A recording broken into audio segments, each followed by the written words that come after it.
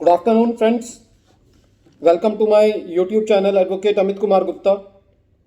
अपने income tax के cases की सीरीज में आज जो केस मैं आप लोगों के सामने डिस्कस करूंगा वो सेक्शन 148A क्लॉज डी के ऑर्डर पर है। बेसिकली आप ये कह सकते हैं सेक्शन 148 पे है। दिल्ली हाई कोर्ट ने मैटर डिसाइड किया। बहुत फेमस केस है, अभी रिसेंटली दिल्ली हाई कोर्ट ने डिसाइड किया है। केस का नाम है Divya capital one private limited versus assistant commissioner of income tax. Friends, ये परफेक्ट एग्जाम्पल है डिपार्टमेंट की उदासीनता का, जो डिपार्टमेंट एसएससी के रिप्लाईज की तरफ दिखाता है, और इस चीज का परफेक्ट एग्जाम्पल है कि किस तरीके से इनकम टैक्स डिपार्टमेंट में जो हायर अथॉरिटीज हैं वो अपना अप्रूवल देती हैं। और तीसरा इस चीज का एग्जाम्पल है कि किस तरीके से हमारे income tax officers, assistant commissioners अपना ऑर्डर पास करते वक्त अपने विवेक का इस्तेमाल करते हैं। ये एक परफेक्ट एग्जाम्पल है इस केस का। फ्रेंड्स, इस केस के अंदर जो एसएससी है वो एक नेशनल स्टॉक एक्सचेंज और बॉम्बे स्टॉक एक्सचेंज का मेंबर है। जनरली शेयर्स के अंदर करोड़ों रुपए की ट्रांजैक्शंस होती हैं। इसके अंदर एसएससी को जो इनकम एस्केपिंग का 148 का नोटिस इशू किया गया वो 1,00,000 करोड़ का नोटिस इशू किया गया। डिपार्टमेंट के पास इंफॉर्मेशन थी।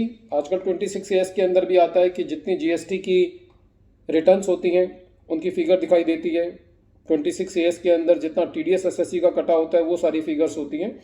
और क्योंकि एसएससी जो है वो बॉम्बे स्टॉक एक्सचेंज और नेशनल स्टॉक एक्सचेंज का मेंबर था, तो इसलिए जो वॉल्यूम ऑफ द ट्रांजेक्शन है वो बहुत ज़्यादा होता है। और फॉर्म 10D-B से डिपार्टमेंट ने कोई इंफॉर्मेशन जो है वो उठाई और एज इट इज वो information section 148A clause B के शो कोज नोटिस का पार्ट बना दिया।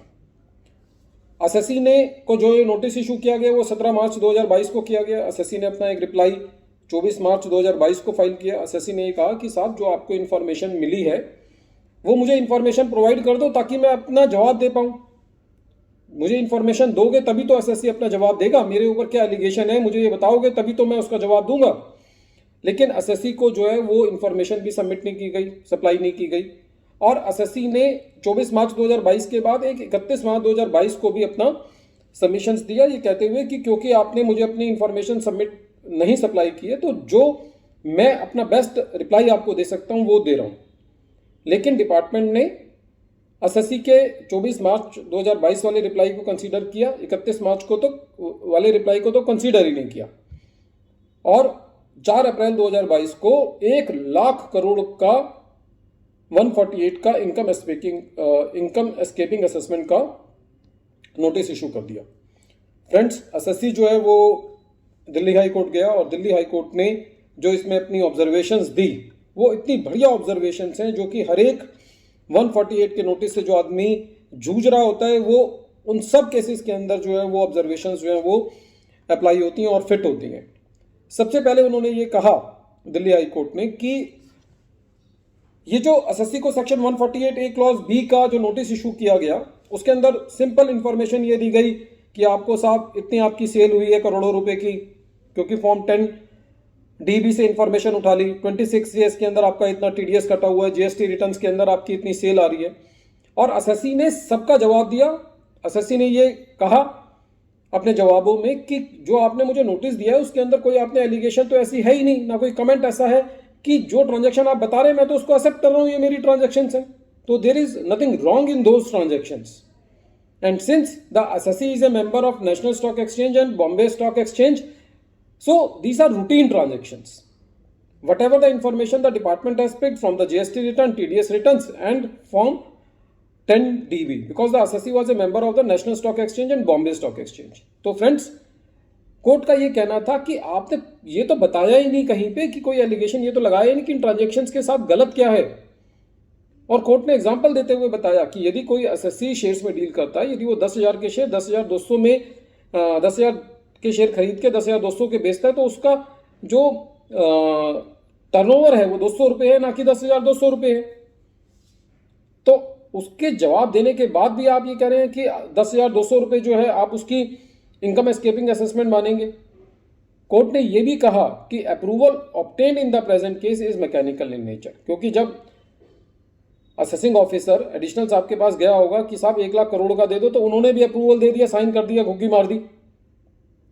तो कोर्ट का कहना था कि इस केस के अंदर जो अप्रूवल दिया गया है वो भी मैकेनिकल इन नेचर है। कोर्ट ने एक और बहुत अच्छी बात कही कि new assessment scheme was introduced by the finance act 2021 with the intent of reducing litigation and to promote ease of doing business। ये लिटिगेशन को कम करने के लिए किया गया था, क्योंकि आप लोग पहले रीजंस ही नहीं देते थे। अब 148A बी के अंदर आपको रीजंस देने, तो वो तो आसमान से गिरे और खजूर में लटके। अब भी आप रीजंस नहीं देते। अब तो जो जिस तरीके का 148A क्लॉज बी के अंदर नोटिस आ रहा है, उसके अंदर पता ही नहीं चल रहा कि डिपार्टमेंट कहना क्या चाहता है। कोर्ट ने एक और बात कही बहुत इंपॉर्टेंट कि the term information in explanation 1 to section 148 cannot be lightly resorted to as to reopen assessment। पहले सेक्शन 148 में जो था वो था कि रीजन टू बिलीव, अब उसको ये वहां पे एक्सप्लेनेशन ऐड कर दी गई है कि इंफॉर्मेशन विच सजेस्ट। तो कोर्ट ने कहा कि ये जो इंफॉर्मेशन वर्ड है ये लाइटली नहीं लिया जाना चाहिए असेसमेंट्स को रीओपन करने के लिए। दूसरा, कोर्ट ने एक और बात कही कि the information can not be a ground to give unbridled powers to the revenue. आपके पास इंफॉर्मेशन है कि एसएससी की टर्नओवर 1 लाख करोड़ है, तो what is wrong with it? किसी की टर्नओवर 1 लाख करोड़ हो गए तो इसका मतलब ये नहीं कि आप उसका केस रीओपन कर देंगे। इस केस में कोर्ट ने एक और बात कही कि एसएससी ने इंफॉर्मेशन मांगी कि साहब जो आपके पास इंफॉर्मेशन है वो मुझे बताओ ताकि मैं अपना रिप्लाई दूं। आपने उसको इंफॉर्मेशन ही नहीं दी। तो एक दिल्ली हाई कोर्ट का एक बहुत इंपॉर्टेंट जजमेंट है, आप लोग नोट करें। सब infrastructure limited versus assistant commissioner of income tax, और ये केस 398 आईटीआर पेज नंबर 198 पे रिपोर्ट हुआ। बहुत ही जबरदस्त जजमेंट है। उसके अंदर कोर्ट ने कहा था कि जो इंफॉर्मेशन है जिस बेसिस पे आप केस रीओपन कर रहे हैं वो इंफॉर्मेशन डिपार्टमेंट को एसएससी से साझा करनी है, तभी वो अपने ऑब्जेक्शंस जो है वो रेज कर सकता है, तभी वो अपनी बात कह सकता है। तो फ्रेंड्स, इस केस के अंदर दिल्ली हाई कोर्ट ने जो 148A क्लॉज डी का ऑर्डर था उसको क्वैश किया, 148 का नोटिस क्वैश किया और ये कहा कि आप सारे तथ्यों को देख करके दोबारे जो है वो एक सेंसिबल तरीके से 148A क्लॉज डी का ऑर्डर पास करें। फ्रेंड्स, बहुत इंपॉर्टेंट केस है। सेक्शन 148A क्लॉज डी के जो ऑर्डर्स पास हो रहे हैं जिस तरीके से, उनके ऊपर बहुत अच्छा लिटरेचर जो है वो इस केस में दिल्ली हाई कोर्ट ने दिया है।